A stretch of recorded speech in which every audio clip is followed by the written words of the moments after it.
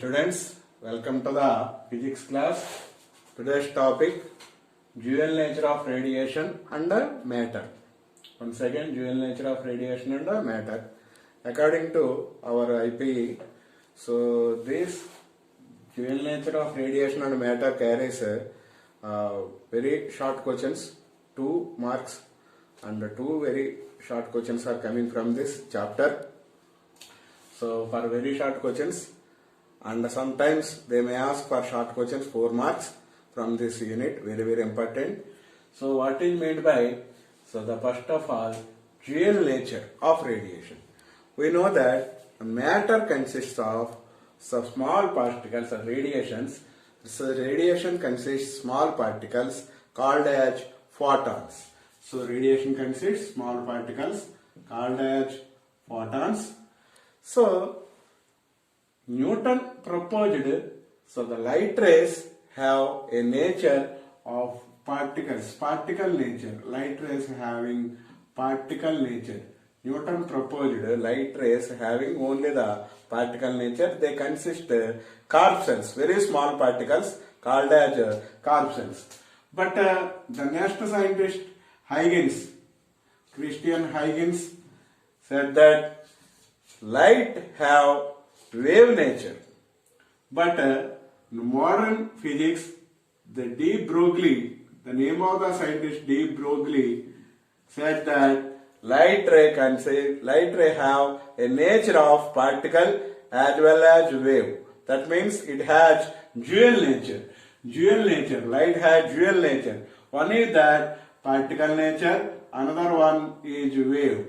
Light behaves as a particle as well as a wave. This was proposed by de Broglie. So according to this de Broglie, the lambda, wavelength of the particle, is given by lambda is equal to h by p, or h by, where p is the momentum of the particle. Momentum is nothing but mass into velocity, where h is the Planck's constant. They are practically proved that Planck's constant is 6.67 into 10 to the power of minus 34 joule second. So this is the value of Planck's constant. Here mass of the particle is m. Mass of the moving particle m is also given by m is equal to m naught by root over 1 minus v square by c square. Here rest mass of photon is always 0. V is the velocity of the light. So velocity of the particle, where c is the velocity of the light. We know that the value of c in vacuum is 3 into 10 power 8 meter per second. This is the value of light in vacuum. So velocity of the moving particle m is equal to m naught by root over 1 minus v square by c square. Here v is the velocity of the particle, moving particle. C is the velocity of the light in vacuum, that is 3 into 10 power 8 meter per second. So okay, once again, the matter consists of radiation. Radiations are made up of very small particles called as photons. So Newton proposed that light rays consist very small particles or corpuscles that has a particle nature. But Huygens proposed light has a wave nature. Then the de Broglie said that light has dual nature as well as particle nature and wave nature. According to de Broglie, the wavelength of the moving particle is given by lambda is equal to h by p, where h is the Planck's constant, p is the momentum. Momentum is nothing but linear momentum, mass into velocity. This was we are already studied in the junior MPC. So the value of h is 6.67 into 10 power minus 34 joule second. That is the value of Planck's constant. Similarly, the velocity of the moving particle is given by m is equal to m naught by root over 1 minus v square by c square. Here v is the velocity of the particle, c is the velocity of light. That will be 3 into 10 power 8 meter per second. Next, some of the important topics for our 2 marks in public examination. So what are the important questions they may ask in this lesson? The first one, so the very important one, what are, note down, what are cathode rays? Cathode rays. So what are cathode rays? Suppose, so this is our discharge tube. Discharge tube is completely made with vacuum. So it consists of two metal electrodes. One of them will be connected to positive, another them will be connected to negative. If you are maintain low pressure, will be vacuum. Suppose if you are sending so positive potential to this electrode called as anode, which is connected to the negative called as cathode. So the rays, the particles which leaves the metal plate of cathode perpendicular to this metal plate, that means they leave normally from this metal plate and moves towards the anode. The rays are which are coming from cathode and moves towards the anode are known as cathode rays. The cathode rays consists of very small particles. The ray consists of very small particles called as electrons. So that means cathode ray is nothing but a stream of fast moving electrons. This was discovered by J.J. Thomson. That means these cathode rays are discovered by J.J. Thomson. Okay, what are there in the cathode rays? Cathode rays are nothing but a stream of fast moving electrons. So how this will be detected? This will be detected in a cathode ray tube. So this is completely made with vacuum or very low pressure, 0.0001 mm of Hg.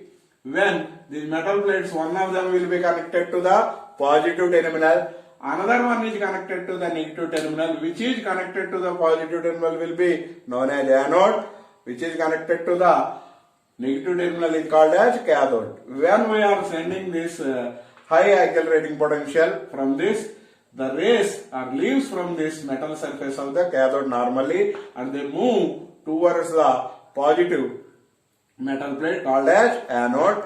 The rays which are moving towards anode, they leave from the cathode, they are called as cathode rays. They are consist of very small particles called as electrons. That means what cathode rays are consist are nothing but cathode rays consist of small particles or stream of fast moving electrons. So this is our first topic about cathode rays.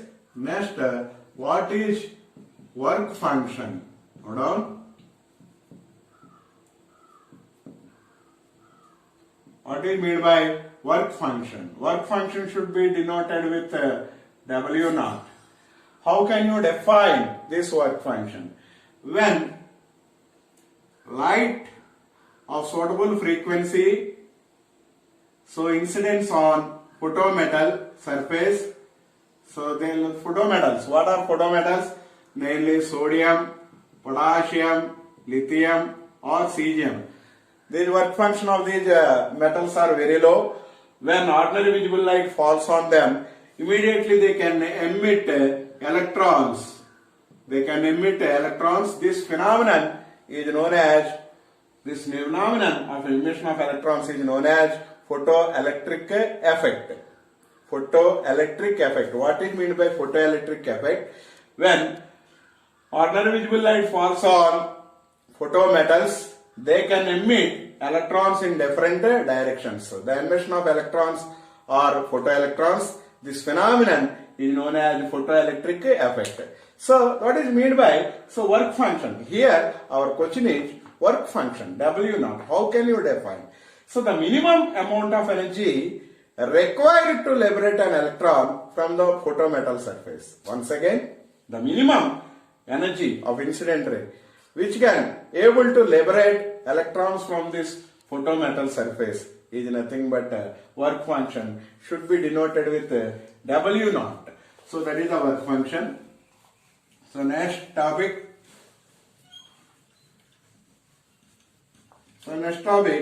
According to the Einstein photoelectric equation, how can you explain the terms? Einstein photoelectric equation. Here, what are the important terms in the Einstein photoelectric equation? Ke max, that is the kinetic energy maximum. We know that formula for kinetic energy is half mv square. That should be equal to h mu minus pi naught or w naught. Here, half m is the mass of the particle, v is the velocity, and h is the Planck's constant, where mu is the frequency of the incident radiation, and pi naught or w naught is the work function. These are the important terms in Einstein photoelectric equation. So next term is the de Broglie wavelength. De Broglie wavelength equation, and what are the important terms in de Broglie wavelength equation. So once again we'll see de Broglie wavelength. Wavelength should be denoted with lambda. Lambda is equal to h by p according to de Broglie wavelength relation. Again h is the Planck's constant, p is the linear momentum. So h should be constant. P is, we know that mv, mass into velocity, that is the linear momentum we have studied in the junior MPC. So okay, this can be written as mv, mass into velocity. Once again, we know the relation kinetic energy and velocity. So we know that kinetic energy is equal to half mv square. Therefore, v square is equal to 2ke by m. Therefore, v is equal to root over 2ke by m. Substitute the value of v in this equation. Okay, this is equation 1, this is equation 2. From 1 and 2.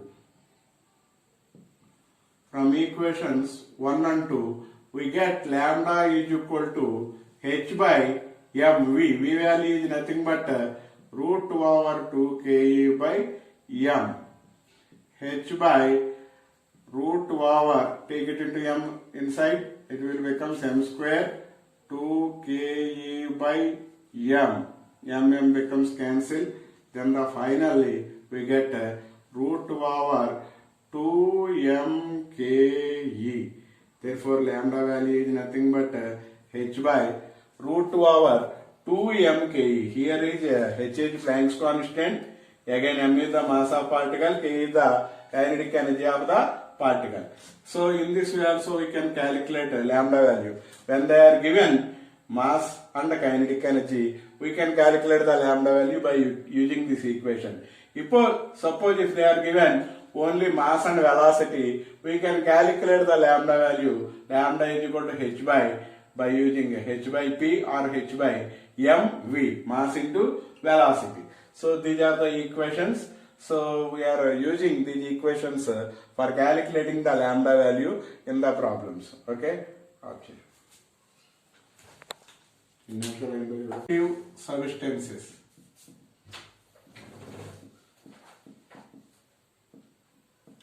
So what are photosensitive substances? So let us say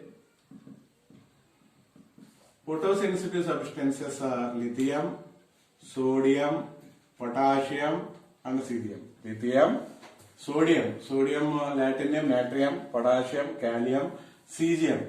So these are all the photosensitive substances, because the work function of these alkali metals is very low. Work function of these metals is very low. Even this ordinary visible light falls on them, they can immediately emit electrons. So this phenomenon is called a photoelectric effect. These electrons are called photoelectrons. So once again, the work function of alkali metals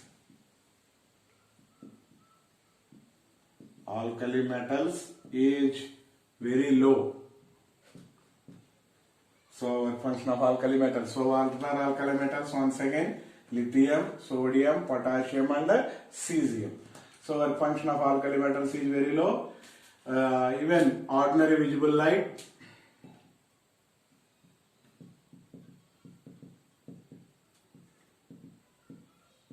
when ordinary visible light can emit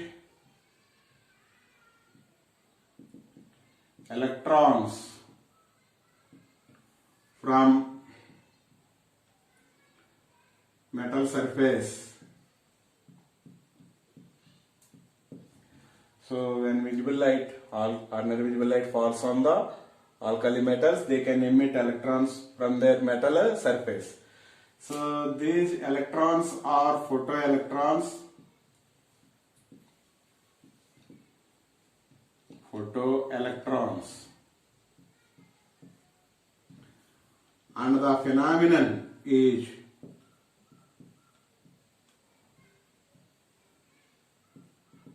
photoelectric effect.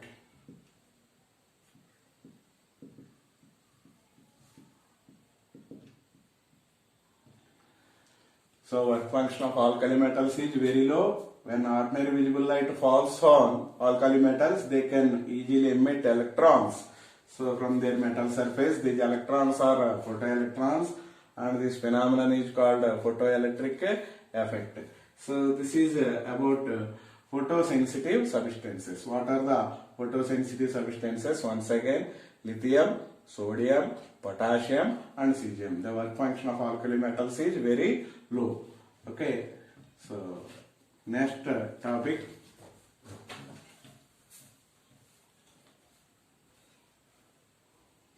What are the uncertainty principle? What is mean by uncertainty?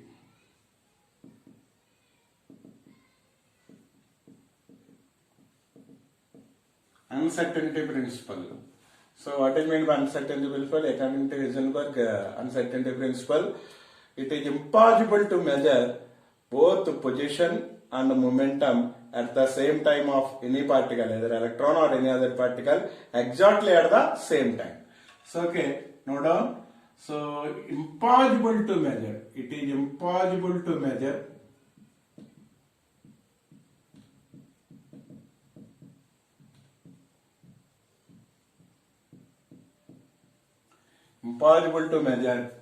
both position and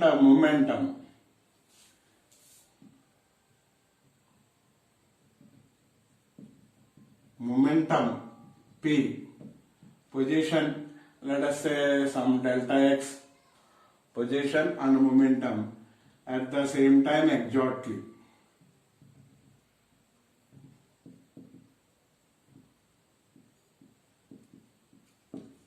Are exactly at the same time. This is the uncertainty principle. Once again, impossible to measure position and momentum at the same time exactly, either for either electron or any other particle. So okay, this is about uncertainty principle. Okay, next about what did Millikan experiment establish?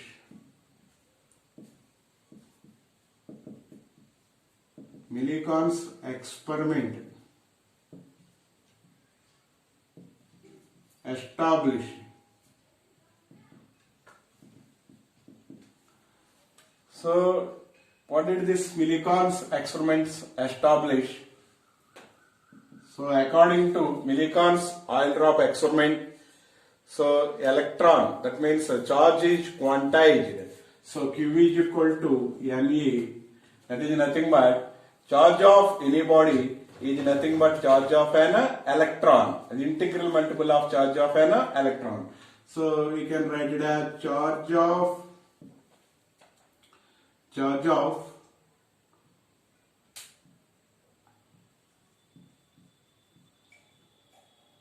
an electron, it is integral multiple of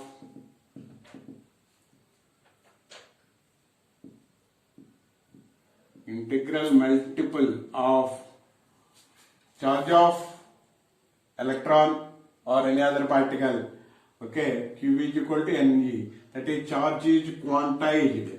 The first point is charge is quantized.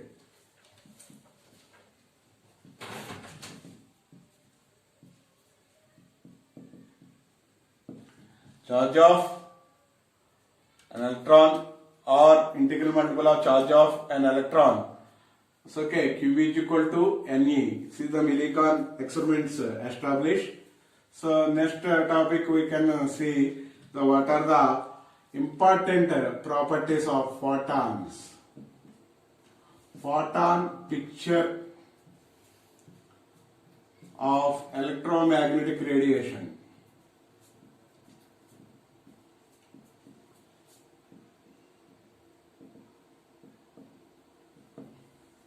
Photon picture of electromagnetic radiations. So what are the important parameters of this photon picture? Okay. So mainly what is meant by a photon? Photon is nothing but a very small particle in the radiation. So matter consists radiation. The radiation consists very small particles known as photons. The energy of the photon E is equal to h mu. Here h is Planck's constant, mu is the frequency of the radiation. E is equal to h mu. H is equal to c by lambda because mu is equal to c by lambda. Mu and lambda. That means frequency and wavelength always are inversely proportional. Where c is the velocity of light in a vacuum. Mu and lambda is always inversely. So h mu is equal to c by lambda. So here the relation between energy and frequency of the radiation E is equal to h mu or mu is equal to c by lambda, h c by lambda.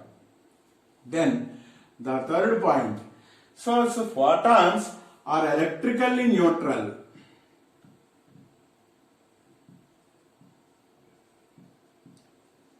Electrically neutral. That means they are not deviated by electric field and they are not deviated by magnetic field. So they are electrically neutral. So that is the next property. Next, fourth one, the mass, the rest mass of photon is zero.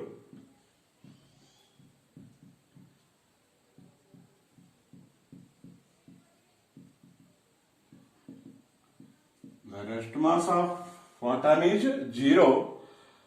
Then mass of moving particle, that means the wavelength of moving particle, they are given lambda.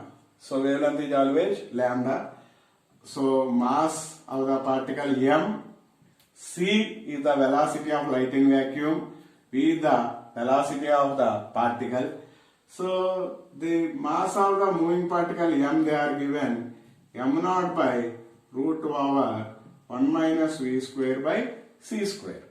So here m naught is the rest mass, v is the velocity of the particle, c is the velocity of light. So this is the fourth property. Next one,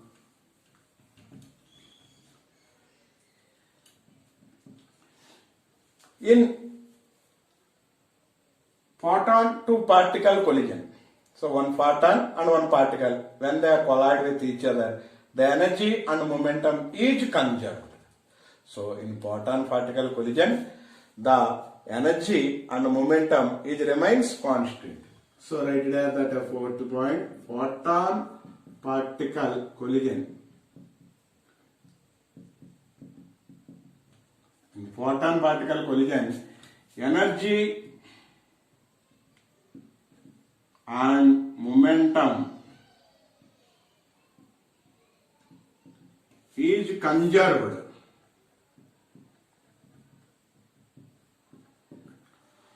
Photon particle collision, energy and momentum is conserved, but number of photons may not be conserved.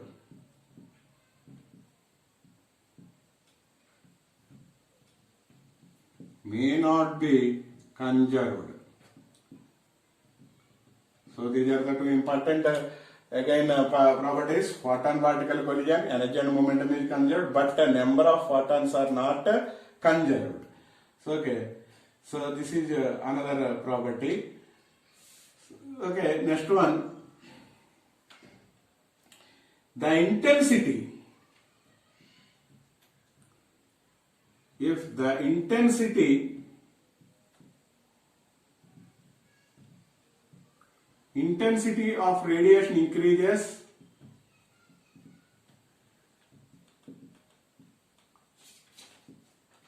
number of photons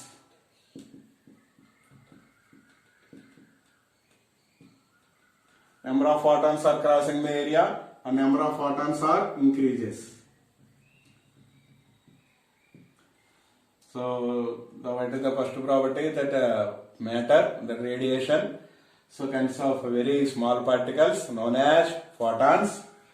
So the energy of the photon is equal to h mu, where h is the Planck's constant, mu is nothing but c by lambda. Photons are electrically neutral because they are not deviated by electric field as well as a magnetic field. Photons are electrically neutral. So photon particle collision energy and momentum is conserved. So number of photons may not be conserved. So the intensity of radiation increases, number of photons.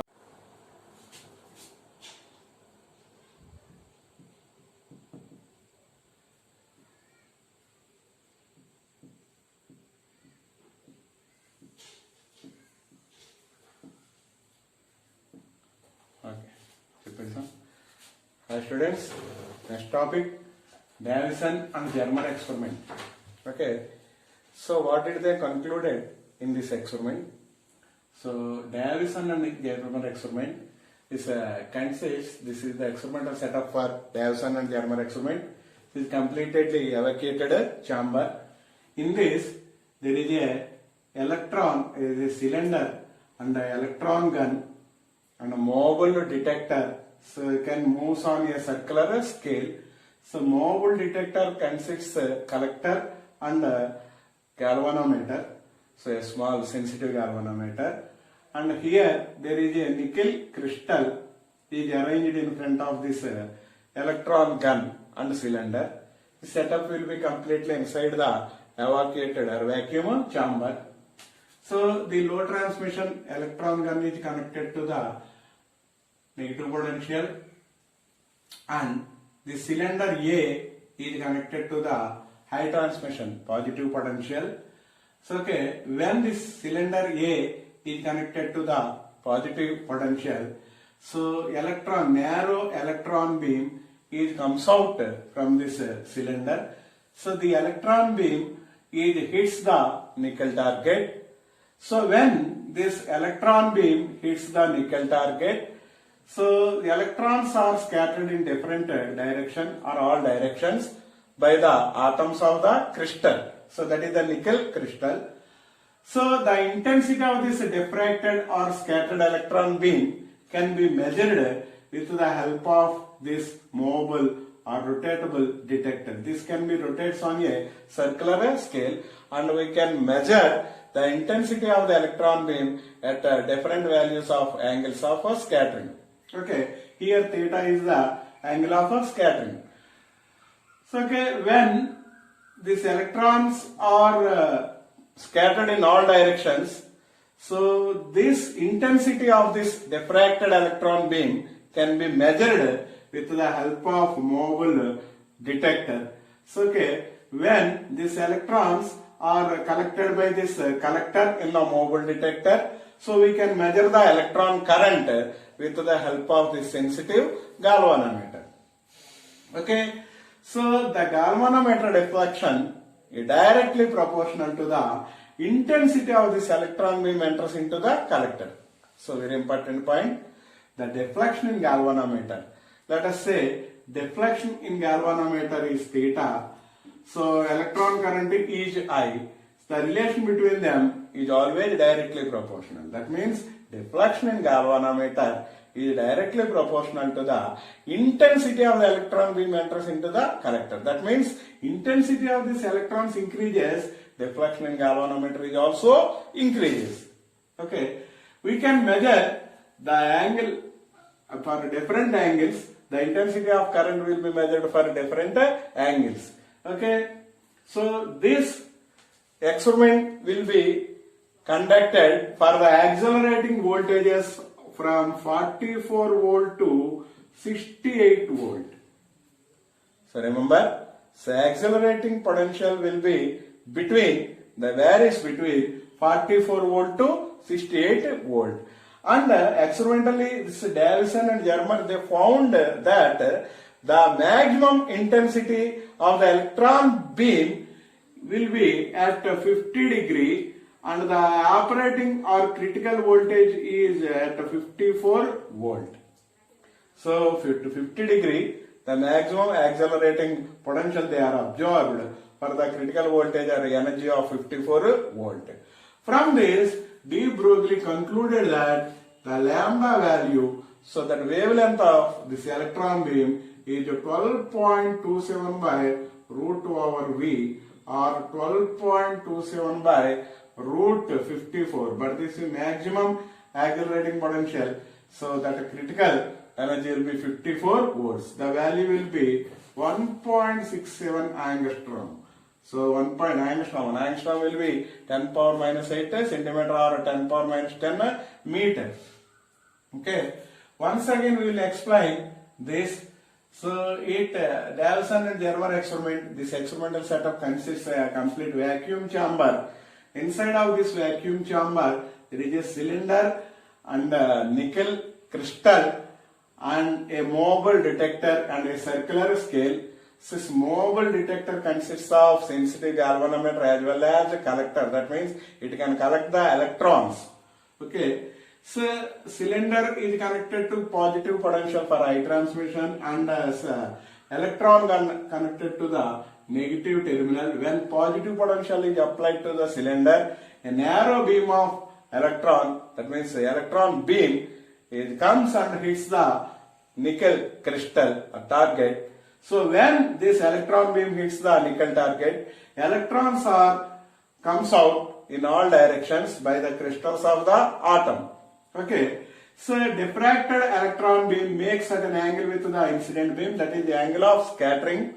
So okay, this incident, that means this diffracted electron beam, intensity of this electron beam can be measured with the help of this sensitive galvanometer.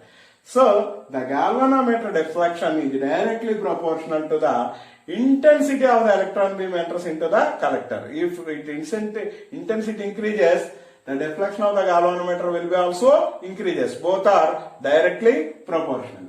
So okay, this diffracted electron beam intensity can be measured in a different direction by moving this mobile detector on the circular scale.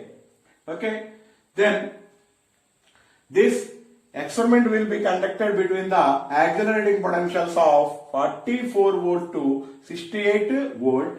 So the maximum critical, that means maximum intensity of electron beam will be absorbed at 50 degree and the critical energy will be at 54 volts. From this, so they concluded, that means this de Broglie find that wavelength 12.27 by root V. Here the operating voltage or critical energy will be 54 volts, root 2 over 54. The value will be 1.67 angstroms. Lambda is equal to 1.67 angstroms. So 1.67, 1 angstrom is equal to 10 power minus 8 centimeter or 1.67 into 10 power minus 10 meter. See the lambda value they are concluded from this experiment. Important formula for solving the problems in this lesson. So the very first formula E is equal to H mu or H mu is equal to C by lambda, where H is Planck's constant, C is the velocity of light in vacuum, lambda is the wavelength. Next one, kinetic energy max will be EV, charge of electron and potential. Okay. Next, kinetic energy of mv square, K is equal to of mv square. Therefore, V square is equal to 2ke by m, or V is equal to root 2 over 2ke by m.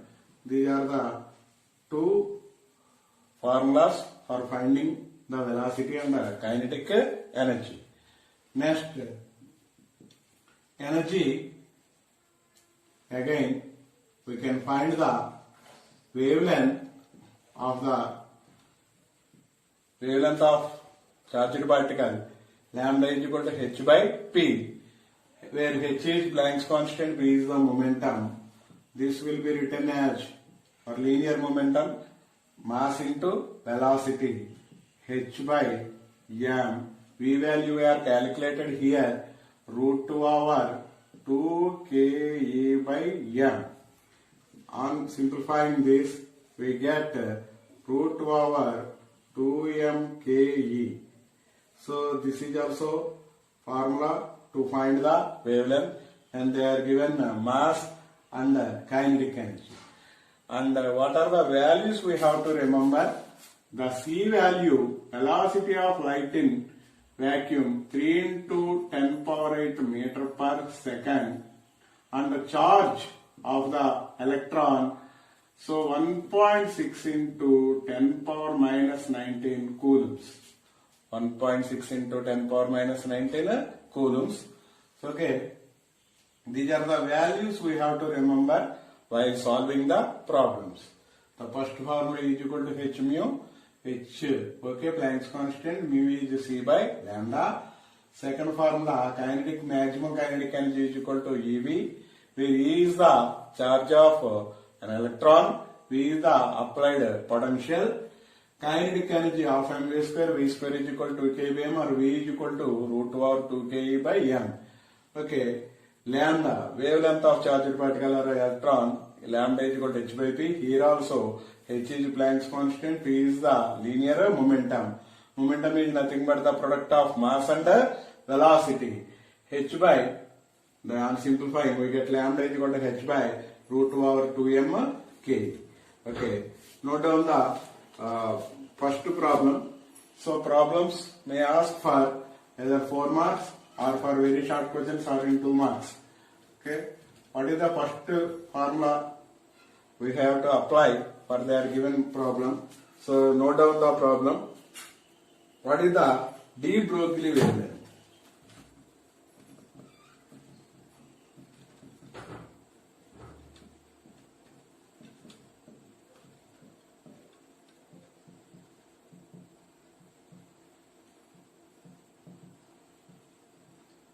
What is the de Broglie wavelength?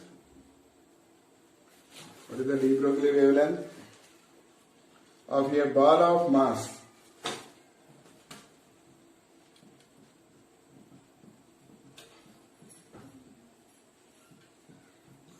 .12 kg. Here, mass they are given in kgs, so no need to convert because we are following the MK system. Here already mass in kgs, no need to convert. So okay, so kgs they are given. Moving with your speed.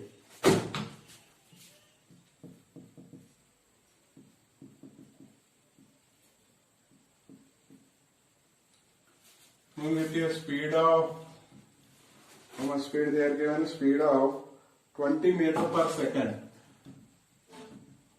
Here speed, V value also given in meter per second. These are also in MKS units. No need to convert. So what we have to calculate from this data? What is the meter per second? What can we infer from this result? What can we infer from this result? Okay, given data. So mass m is equal to 0.12 kg, speed v. Speed v is equal to 20 meter per second. What we have to infer? Lambda, wavelength is equal to h by p, where h is Planck's constant. We know the value of the Planck's constant. So p, linear momentum, that is nothing but mass into velocity. H value 6.67 into 10 power minus 34 joules second. Next, mass they are given 0.12, velocity 20 meter per second. So on simplifying, we get the value of this is 2.76. 2.76 into 10 to the power of minus 34. So okay, joule per meter. Here, note down the value 2.76 into 10 power minus 34 meters. Okay. See the value. See the value of lambda. So once again, mass they are given 0.12 kg, speed v is equal to 20 meter per second. So lambda wavelength value h by p, where p is linear momentum. Linear momentum is nothing but mass and velocity's product. So value of h Planck's constant is 6.67 in 10 power minus 34. Then mass 0.12 and speed 20. So on simplifying, we get 2.76 into 10 power minus 34 meter. The value of wavelength is very, very small. So we can observe the motion of the moving particle. So this we can infer